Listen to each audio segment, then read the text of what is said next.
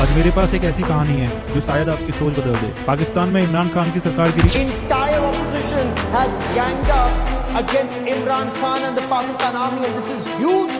बांग्लादेश में से एक हसीना को भागना पड़ा। What we need is a civilians charter. We need a civilians government, and we are going to ensure it. और अब सवाल ये है, क्या भारत में भी अब मोदी सरकार के साथ कुछ ऐसा ही होने वाला है? Donald Trump has targeted India yet again. Just 24 hours ago, he had threatened new tariffs on India, and now he's delivered. अगर तुम्हें लगता है ये सिर्फ एक थ्योरी है, तो इस वीडियो को लास्ट तक देखना, क्योंकि जो मैं तुम्हें आज दिखाने वाला हूँ वो सिर्फ एक थ्योरी नहीं है, बल्कि एक ऐसा पैटर्न है जो बार बार रिपीट हो रहा है और बहुत सारी जगहों पे रिपीट हुआ है। और जो चीज सबसे ज्यादा चौंकाने वाली है वो ये है कि इस गेम में एक नाम बार बार सुनाई देता है, डोनाल्ड लू। Hi, my name is Don Liu. क्या ये सिर्फ कोइंसिडेंट है या एक वेल प्लान्ड गेम है? और सबसे बड़ा सवाल यह है कि भारत की पॉलिटिकल सिनेरियो में ये गेम खेला जा रहा है। अगर हाँ, तो अब आगे क्या होगा? हम लोग ये चाहते हैं कि बिहार में पढ़ाई कम होगा, बिहार में लड़कों को रोजगार कब मिलेगा। वोट चोरी, गद्दी छोड़ is not limited to India. ये मोदी जी का भाषण 14 में हमने लिखा है, मैं आपको कोट कर देता हूँ। As President Trump is imposing an additional 25% tariff on India. BJP के लोग अच्छी तरह सुन लीजिए, एटम बम से बड़ा हाइड्रोजन बम होता है। माधवापुरा में हमने एटम बम दिखाया था। बीजेपी के लोगों तैयार हो जाओ, हाइड्रोजन बम आ रहा है। शायद आपको सब कुछ नॉर्मल लग रहा होगा, लेकिन एक ऐसी चीज हो रही है जो शायद आपने नोटिस नहीं की है।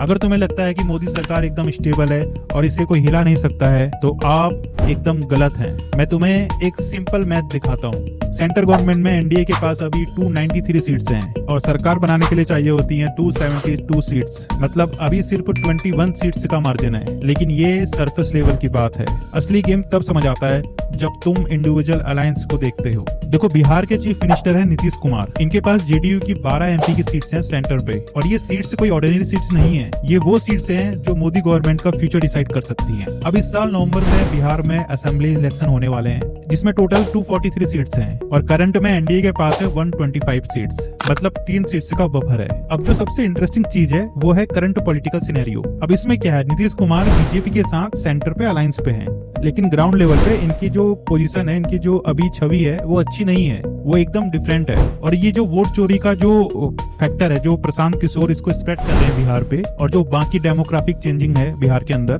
उन सबको देख के लग रहा है कि बिहार में अभी एनडीए के लिए प्रॉब्लम बढ़ सकती है, कोई बड़ी प्रॉब्लम क्रिएट हो सकती है। और अगर आप प्रशांत किशोर को हल्के में ले रहे हो, तो मैं आपको याद दिला दूं कि आप बिल्कुल गलत सोच रहे हो। थोड़ा इनका बैकग्राउंड चेक करते हैं। प्रशांत किशोर एक बायोमेडिकल इंजीनियर हैं। इन्होंने यूएन के साथ अफगानिस्तान में हेल्थ एजेंसी के साथ काम किया है, और 2011 में इन्होंने एक पॉलिटिकल कंसल्टिंग फर्म ओपन की, जिसे कैग से आप जानते होंगे, सिटीजन फॉर अकाउंटेबल गवर्नेंस। उसके बाद 2014 में इन्होंने जो मोदी की कैंपेनिंग थी पीएम की, उसके पीछे जो टेक ब्रेन था इन्हीं का ही था।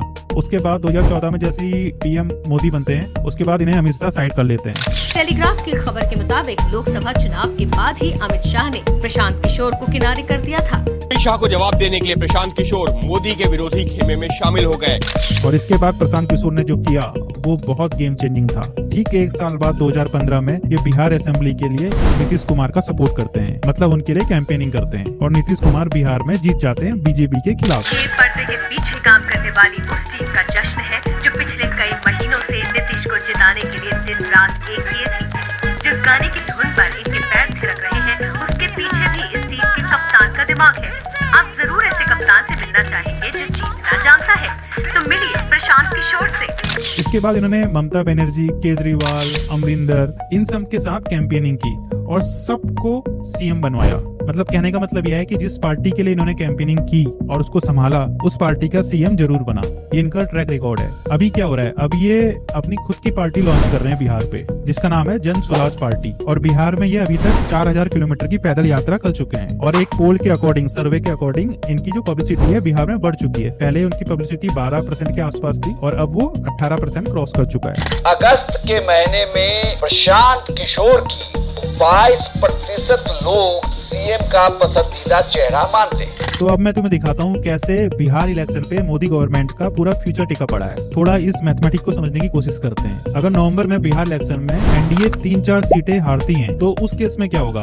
नीतीश कुमार जो सीएम है वो आरजेडी या कांग्रेस की तरफ जाएंगे अगर उन्हें सीएम बनना है तो। और जैसे ही वो अपोजिशन के पास जाएंगे, मतलब कांग्रेस के पास जाएंगे, तो इसके बाद क्या होगा? कांग्रेस बिहार में नीतीश कुमार को सपोर्ट करेगी, लेकिन नीतीश कुमार को सेंटर से जो अभी बीजेपी को सपोर्ट कर रही है उसको वापस लेना पड़ेगा। कुल मिला के अपने 12 एमपी को वापस लेना पड़ेगा। और अगर ऐसा होता है तो सेंट्रल गवर्नमेंट में क्या फर्क पड़ेगा? अभी एनडीए के पास सेंटर में 293 सीट्स हैं, उसमें से -20 मतलब जो ये नीतीश कुमार की सीट है इनको हटा दिया जाए तो सेंटर के पास रहेंगी 281 सीट्स, एनडीए के पास अभी रहेंगी। लेकिन मेजोरिटी के लिए चाहिए 272 सीट्स और अब मार्जिन सिर्फ 9 सीटों का रहेगा। तो अब बात आती है बाकी अलाइंस पार्टीज की, जिसमें चंद्रबाबू नायडू टीडीपी की 16 सीट्स हैं। और आंध्र प्रदेश में इनकी जो पॉलिटिकल सिचुएशन है काफी कॉम्प्लेक्स है। इन्होंने जगन रेड्डी के अगेंस्ट बीजेपी के साथ अलायंस किया आंध्र प्रदेश के अंदर। लेकिन अगर बिहार इलेक्शन से पॉलिटिकल कैलकुलेशन चेंज हुई और चंद्रबाबू को कोई बेटर डील मिलती है सेंटर में किसी इंपोर्टेंट मिनिस्ट्री के अंदर, तो वो भी अपना सपोर्ट बीजेपी से विड्रॉ कर सकते हैं। और अगर एकनाथ शिंदे शिवसेना की 60 सीट की बात करें तो महाराष्ट्र में उनकी पोजीशन पहले से ही चैलेंजिंग है। जो ओरिजिनल शिवसेना थी उसके बंटवारे के बाद उन्हें बार बार खुद को प्रूफ करना पड़ता है। और बिहार इलेक्शन के ही बीच में अगर उन्हें ऑफर मिल जाए किसी सेंटर में अच्छी मिनिस्ट्री से या फिर अच्छी पोस्ट से या फिर महाराष्ट्र के सीएम बनने की ऑफर मिल जाए तो वो भी बीजेपी से विड्रॉ कर सकते हैं। तो ये थे सारे मैथमेटिक्स जो बिहार इलेक्शन पे डिपेंड है अगर नीतीश कुमार 3-4 सीट से हारते हैं। और इसके बाद कांग्रेस क्या करेगी? कांग्रेस एक गेम खेलेगी। नीतीश कुमार के 3-4 सीट हारने के बाद कांग्रेस सपोर्ट करेगी नीतीश कुमार का बिहार में कि आप सीएम बने रहो। और जैसे ही नीतीश कुमार सीएम बनेंगे तो नीतीश कुमार अपने 12 एमपी को सेंटर से विड्रॉ कर लेंगे। अब फिर राहुल गांधी जाएंगे चंद्रबाबू नायडू के पास जो अभी एनडीए के साथ अलायंस में है। वो चंद्रबाबू नायडू को या तो पीएम का कैंडिडेट का ऑफर देंगे या होम मिनिस्ट्री का ऑफर देंगे कि आप विड्रॉ करो, मोदी गवर्नमेंट को सपोर्ट मत करो, हम आपको पीएम बनाएंगे या होम मिनिस्ट्री देंगे। अब ये चीज मैं अपने मन से नहीं बोल रहा हूँ, ऐसा केस 1977 में ऑलरेडी हो चुका है। उस समय चौधरी चरण सिंह जो पीएम बने थे वहाँ पर भी गठबंधन की सरकार बनी थी और सेम सिनेरियो था और सेम चीज अभी कांग्रेस खेल सकती है। और फिर राहुल गांधी जाएंगे महाराष्ट्र जहाँ पर एकनाथ शिंदे हैं, उनसे बोलेंगे या तो आप सीएम बनो या आप होम मिनिस्ट्री ले लो या फिर ये 4 मिनिस्ट्री इनमें से कोई भी एक चूज कर सकते हो, लेकिन आप एनडीए को सपोर्ट मत करो। और यहाँ पर एकनाथ शिंदे के लिए भी विन विन सिचुएशन है। और इसके बाद राहुल गांधी क्या करेंगे? वो जाएंगे चिराग पासवान के पास और उनके साथ भी वो सेम चीज करेंगे कि आप ये मिनिस्ट्री है, इनमें से आप कोई भी चूज कर सकते हो। इससे क्या होगा? इससे एक नई गठबंधन की सरकार बन जाएगी जो इस केस में पॉसिबल है। तो ये थी अभी इंडिया की पॉलिटिक्स की बात, लेकिन इंडिया की पॉलिटिक्स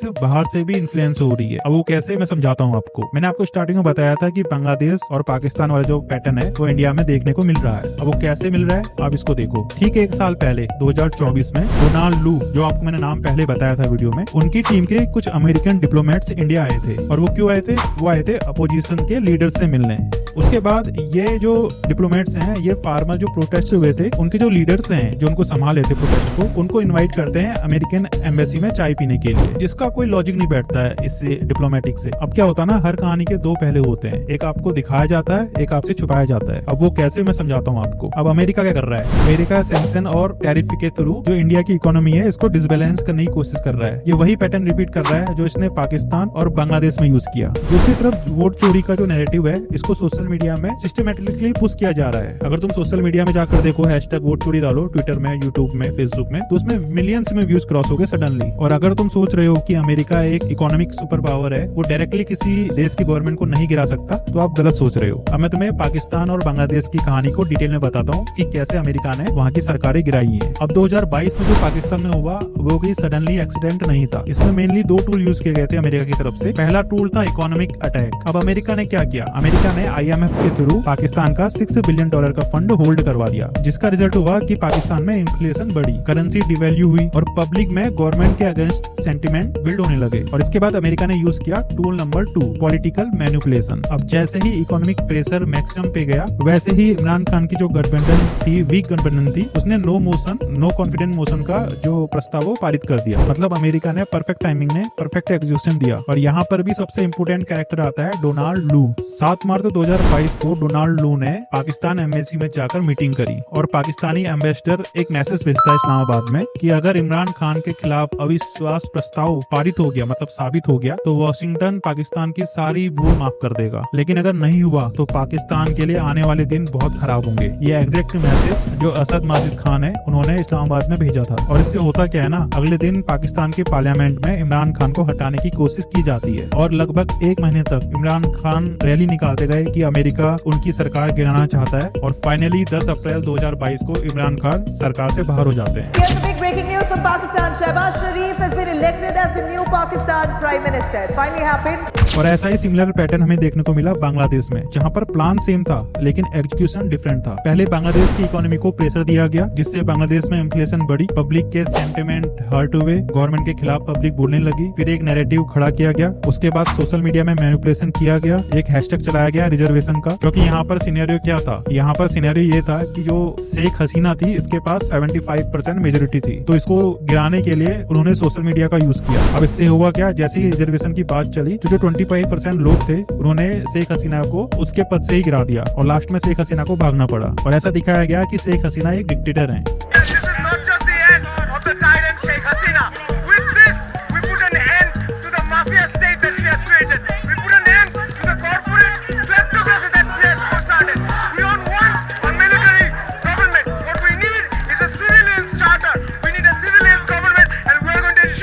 सबसे इंटरेस्टिंग बात ये थी कि डोनाल्ड लू इससे पहले बांग्लादेश गया था 1 साल पहले, वहाँ पर भी वो अपोजिशन के लीडर से मिला, फिर उसके बाद इकोनॉमिक प्रेशर दिए गए, वहाँ के टैरिफ बढ़ाए गए, सोशल मीडिया में नैरेटिव बिल्डिंग किया गया और एक परफेक्ट टाइमिंग से एक्शन लिया गया। अब यही चीजें सेम इंडिया में भी दिख रही है, मतलब 2024 में डोनाल्ड लू के टीम के कुछ एम्बेसडर इंडिया आते हैं, अपोजिशन पार्टी के लीडर से मिलते हैं, फार्मर प्रोटेस्ट के लीडर से मिलते हैं, जिसका कोई लॉजिक नहीं था, एक डीपर एजेंडा मान सकते हो उसके पीछे तुम। उसके बाद अमेरिका क्या करता है, अमेरिका टैरिफ बढ़ा देता है, फिर सडनली राहुल गांधी वोट चोरी की कॉन्फ्रेंस करते हैं और वोट चोरी वाला हैशटैग जो होता है मिलियन में क्रॉस कर लेता है। और अगर आपने मेरा वोट चोरी वाला वीडियो नहीं देखा है तो उसको आप देखिए, लिंक डिस्क्रिप्शन में है। और अब अमेरिका इस डीप स्टेट को भारत के लिए भी यूज कर रहा है। पहले आप समझो कि डीप स्टेट काम कैसे करता है। ये एक शैडो हाइब्रिड नेटवर्क है गवर्नमेंटल, कॉर्पोरेट्स और नॉन गवर्नमेंटल एलाइट्स का, जिसका काम होता है उस देश की पॉलिसी मेकर्स को कंट्रोल करना और इलेक्टेड पॉलिटिशियन को अंडरमाइन करना। जैसे फाइनेंशियल लेवरेज में डीप स्टेट का मेजर रोल रहता है। इसका एग्जांपल है कि बैंक ऑफ इंग्लैंड को तोड़ना, एशिया के कुछ रीजन्स में फाइनेंशियल क्राइसिस को लाना जिससे वहाँ की इकोनॉमी थोड़ा गड़बड़ हो जाए। इसके बाद एजुकेशनल इनिशिएटिव में इसका इन्वॉल्वमेंट रहता है, जैसे एनजीओस के थ्रू स्कॉलरशिप, फेलोशिप इसको प्रमोट करना, ताकि ये इंश्योर कर सके कि उस देश के ब्यूरोक्रेट्स, जर्नलिस्ट, पॉलिसी मेकर उनके साथ काम कर सके। और एनजीओस के थ्रू करोड़ों डॉलर्स की फंडिंग करना उस देश के अपोजिशन लीडर्स को, अपोजिशन के जो भी वर्कर्स हो उन्हें, ताकि एक इलेक्टेड जो भी पॉलिटिशियन आए वो अमेरिका के लिए काम करे। तो इस तरीके से ये डीप स्टेट काम करता है। और बांग्लादेश में हमने देखा भी है कि जैसे ही शेख हसीना वहां से भाग गई बांग्लादेश से, तो अमेरिका ने क्या किया, अमेरिका ने मोहम्मद यूनिस को बांग्लादेश का पॉलिटिकल हेड बनाया। और यूनिस जो है यूएस से एजुकेटेड था, क्लिंटन फाउंडेशन, यूएस गवर्नमेंट के साथ इसके बहुत क्लोज लिंक थे और इसे यूएस से काफी सारे अवार्ड भी मिल चुके थे। उसे पता था कि जो अगले इलेक्शन होंगे वो 5 सालों तक तो होंगे नहीं, इसलिए यूएस ने बांग्लादेश में अपना ही बंदा बैठा दिया वहां पर। तो ये सब कुछ डीप स्टेट के अंदर आता है। लेकिन भारत में ये टैक्टिक से कैसे यूज होंगी इसको देखते हैं एक बार। पहला तो बिहार का इलेक्शन है। अगर मोदी गवर्नमेंट बिहार का इलेक्शन हारती है तो उसके पास सिर्फ 21 सीटों का मार्जिन है। अब इससे क्या होगा, बाकी के जो अलाइज हैं उसको टारगेट करना इजी हो जाएगा। दूसरी तरफ वोट चोरी का जो नैरेटिव है वो सिस्टमेटिक तरीके से बिल्ड हो रहा है। तीसरा क्या है, यूएस और इंडिया के बीच में जो टैरिफ जो कॉन्फ्लिक्ट हुए हैं वो ऑलरेडी ट्रेंडिंग में चल रहा है। और चौथा क्या है कि बांग्लादेश और पाकिस्तान में ऑलरेडी यूएस के अपॉइंट किए हुए लीडर्स हैं जो इंडिया को इम्पैक्ट कर रहे हैं कहीं ना कहीं। अब इन सब पैटर्न को देख के लग रहा है कि कहीं ना कहीं कोई फोर्स बैक एंड से काम कर रही है मोदी गवर्नमेंट को गिराने के लिए। अब ये कोई थ्योरी नहीं है, ये पैटर्न है और मैं किसी गवर्नमेंट का सपोर्ट नहीं कर रहा हूँ, मैं आपको बस वो पैटर्न दिखाने का कोशिश कर रहा हूँ एक। लेकिन मोदी गवर्नमेंट इस पॉलिटिकल क्राइसिस को निपटने के लिए, काउंटर करने के लिए क्या क्या ऑप्शन यूज कर सकती है, अब उसको भी समझ लेते हैं एक बार। ऑप्शन 1 है कि बिहार इलेक्शन से ठीक पहले मोदी गवर्नमेंट को कुछ बड़ी पॉलिसी अनाउंस करनी पड़ेगी बिहार के लिए या फिर देश के लिए। मुझे लग रहा है कि जीएसटी अभी जो रिफॉर्म की बात कही गई है मोदी द्वारा, वो मुझे लगता है बिहार इलेक्शन को ही टारगेट करके बोली गई है, या फिर कोई बड़ा प्रोजेक्ट उसका इनॉग्रेशन करना पड़ेगा नरेंद्र मोदी जी को। क्योंकि किसी भी नैरेटिव बिल्डिंग को हराना है तो आपको इकोनॉमिक डेवलपमेंट ही आपके पास पहला ऑप्शन रहता है। और मुझे लगता है कि जो एनडीए गवर्नमेंट है वो इसमें बहुत ज्यादा फोकस करने वाली है आने वाले 5-6 महीनों में। और अगर बिहार सीट में नीतीश कुमार हारते हैं और मोदी गवर्नमेंट से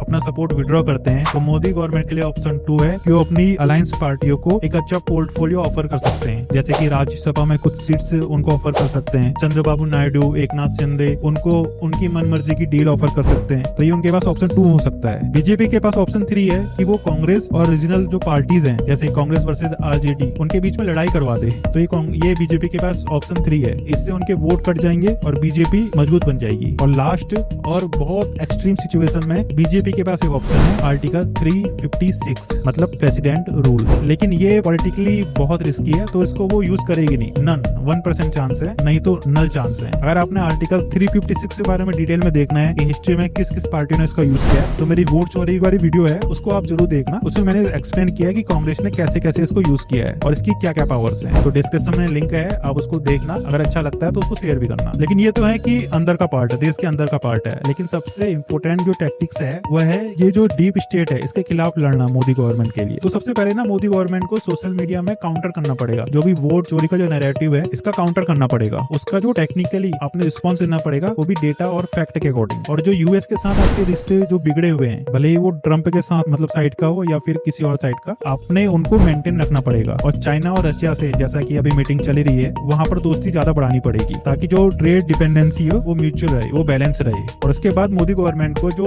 नेबरिंग कंट्रीज हैं पाकिस्तान, बांग्लादेश, इसमें प्रॉक्सी इंफ्लुएंस को मेंटेन रखना पड़ेगा। फॉर एग्जांपल पाकिस्तान में बलूचिस्तान वाला जो मैटर है उसमें अपना जो प्रॉक्सी है वो ज्यादा रखनी पड़ेगी। और सबसे बड़ा काम जो मोदी गवर्नमेंट का होना चाहिए वो जो फॉरेन कंट्रीज का जो इन्फ्लुएंस है उसको डिटेक्ट करना चाहिए और उसको खत्म करना चाहिए। तो इसके लिए मोदी गवर्नमेंट ने इंटेलिजेंस जो एजेंसीज हैं इसको हाई अलर्ट में रखना चाहिए। तो ये ऑप्शन मोदी गवर्नमेंट के पास हो सकते हैं, लेकिन अल्टीमेटली सब कुछ पब्लिक के सेंटिमेंट पे डिपेंड करता है। अगर इकोनॉमिक कंडीशन इंप्रूव हो जाएंगे, डेवलपमेंट प्रोजेक्ट विजिबल इंपैक्ट दिखाएंगे और एक्सटर्नल जो थ्रेट है वो सक्सेसफुली काउंटर हो जाएंगे तो मोदी गवर्नमेंट स्टेबल बनी रह सकती है। लेकिन अगर ये मल्टीपल क्राइसिस आएंगे तो अच्छी से अच्छी गवर्नमेंट भी गिर सकती है। पर यहाँ पर इम्पोर्टेंट बात यह है कि जो मोदी गवर्नमेंट का जो अलायंस है वो कमजोर अलायंस नहीं है जैसा कि पाकिस्तान के इमरान खान के साथ था। ये एक स्ट्रॉन्ग प्री पोल अलायंस है जिसमें बीजेपी के पास 240 सीट्स हैं। लेकिन मैथमेटिक्स सिंपल है, मार्जिन कमजोर है। नीतीश कुमार की 12 सीटें, चंद्रबाबू नायडू की 16 सीटें और एकनाथ शिंदे की 6 सीटें। ये सब इंडिविजुअली स्मॉल लगती हैं पर ये गेम चेंजिंग है। और सबसे इंटरेस्टिंग फैक्टर है शांत किशोर। वो डायरेक्ट मोदी गवर्नमेंट को चैलेंज नहीं कर सकते, लेकिन जो ये इकोसिस्टम है इसको बिगाड़ सकते हैं। और बिहार में उनकी प्रेजेंस एनडीए के लिए सिरदर्द बनी पड़ी है। तो अगले 6 महीने मोदी गवर्नमेंट के लिए बहुत क्रिटिकल हैं। बिहार इलेक्शन हो गया, इकोनॉमिक प्रेशर हो गया, सोशल मीडिया वॉरफेयर है और अलायंस पॉलिटिक्स। तो क्या मोदी गवर्नमेंट गिर सकती है? मैथमेटिकल पॉसिबल तो है, प्रैक्टिकली बहुत डिफिकल्ट है, लेकिन इम्पॉसिबल भी नहीं।